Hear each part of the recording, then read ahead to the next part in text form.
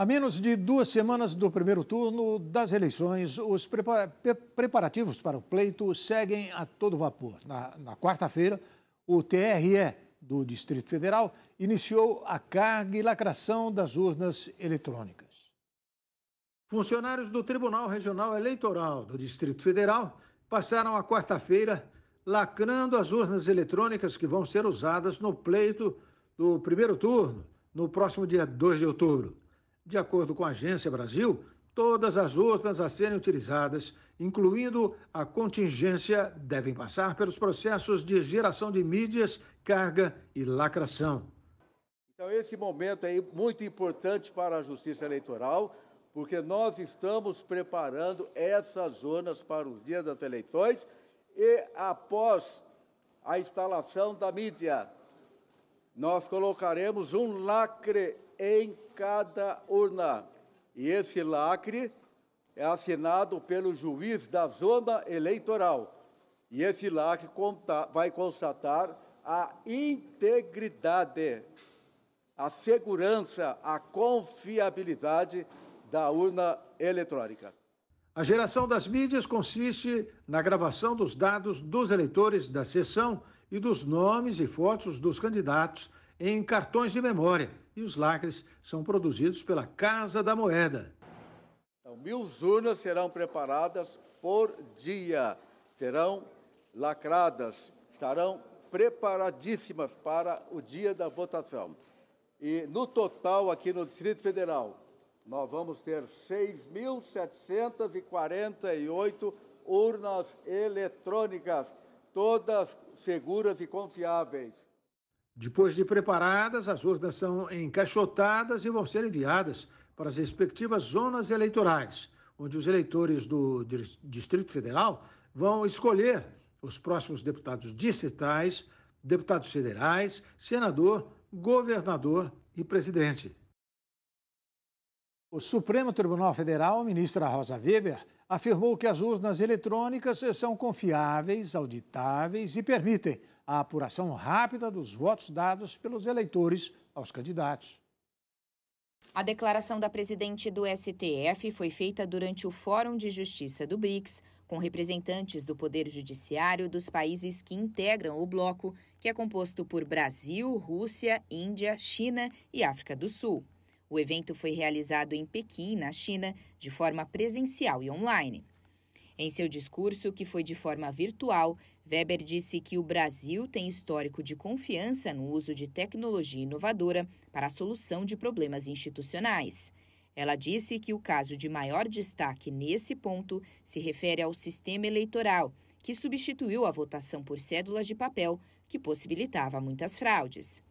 Ainda durante seu discurso, Weber defendeu as urnas eletrônicas ao afirmar que os equipamentos apresentam melhor performance se comparados a outros meios de apuração dos votos. Segundo ela, a credibilidade e legitimidade das urnas são evidenciadas pela inexistência de demonstração efetiva de falhas no sistema ao longo dos quase 30 anos de sua aplicação. O método informatizado de votação foi implementado no Brasil em 1996. Weber destacou que nas últimas eleições gerais, realizadas em 2018 para presidente da República, governadores e parlamentares, foram contabilizados quase 116 milhões de votos em todo o território nacional no mesmo dia da votação. E na reta final da campanha eleitoral, o Tribunal de Contas da União, o TCU, decide auditar a apuração paralela dos militares. O comentarista Ney Gonçalves Dias dá mais detalhes. Vamos acompanhar. A área técnica do Tribunal de Contas da União enviou hoje um ofício ao Ministério da Defesa, fazendo vários questionamentos. Embora seja um ofício da área técnica, é evidente que o ofício tem o apoio de todos os ministros da Corte. O Tribunal de Contas da União quer saber dos militares se eles vão fazer alguma apuração paralela. Baseado em que esta apuração paralela vai ser feita? Em caso de controvérsia, o que vai fazer o Ministério da Defesa e as Forças Armadas com relação ao assunto? E o Tribunal de Contas da União lembra ao Ministério da Defesa, cuja função não é auditar urnas eleitorais. É a primeira vez na história do Brasil, depois da Constituição de 88, que os militares se interessam por eleição eleitoral, por urna.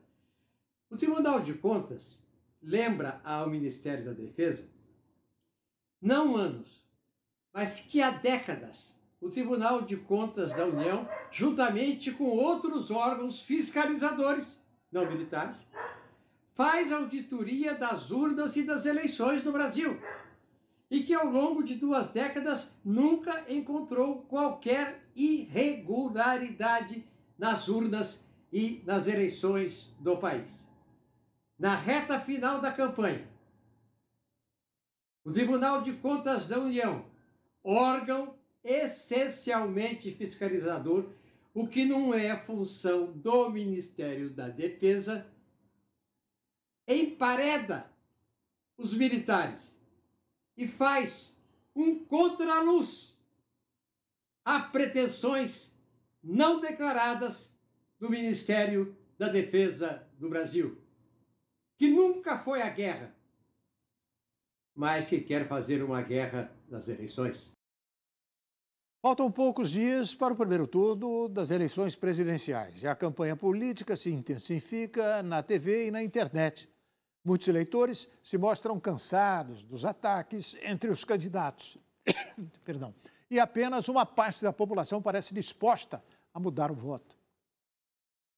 Na TV, rádio e internet do Brasil, a eleição presidencial é o assunto dominante. Faltam menos de 2 semanas para o primeiro turno da votação, que vai determinar deputados federais e estaduais, governadores, senadores e o próximo presidente do país.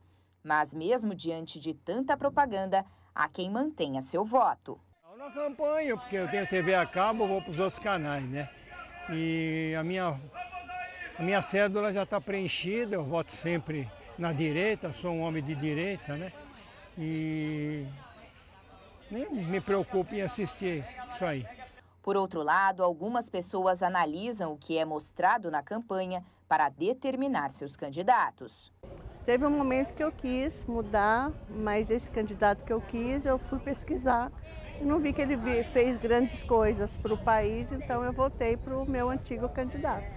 Tem muitos indecisos aí, cara, que na reta final aí vai decidir quem vai ser o presidente, entendeu?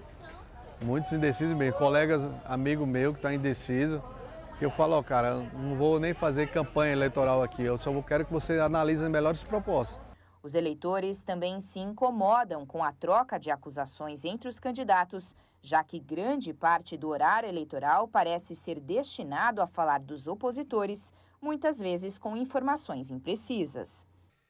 Até que a campanha está sendo boa, bem direcionada, mas eu gostaria mais que os candidatos falassem das suas propostas, do que eles estão conseguindo fazer em relação ao Brasil mesmo, né? Porque cada um só procura falar mal do outro. E eu não gostaria de escutar essas coisas. Eu queria que fosse uma campanha bem mais politizada em relação a desenvolvimento do Brasil.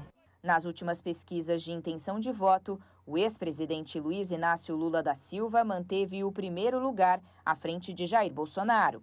Mas tudo indica que a disputa só deve ser definida no segundo turno, marcado para o dia 30 de outubro. A seguir, a ANS determina que planos de saúde cobram teste de varíola dos macacos e a Pfizer anuncia tratamento da Covid-19 mais barato a países pobres. O RB Notícias da Rede Brasil volta daqui a pouquinho.